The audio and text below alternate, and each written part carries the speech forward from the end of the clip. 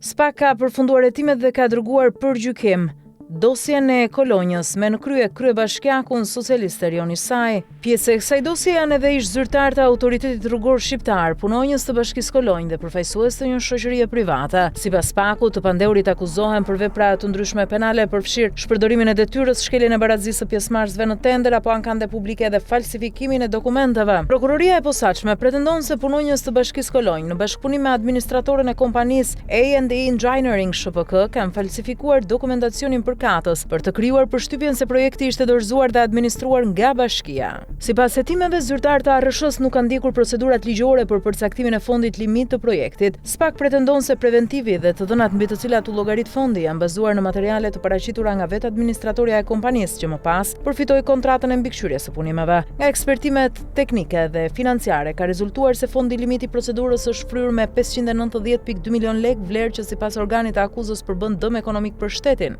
Një tjetër procedurë në hetim është tenderi për supervizimin e punimeve të rrugës Korçë-Ersek me fond limit mbi 22.7 milion lek. SPAK pretendon se anëtarët të Komisionit të Vlerësimit të Ofertave kanë vepruar në kundërshtim me legjislacionin e prokurimeve publike, duke krijuar avantazhe dhe privilegje të padrejta për kompaninë A&E Engineering SHPK.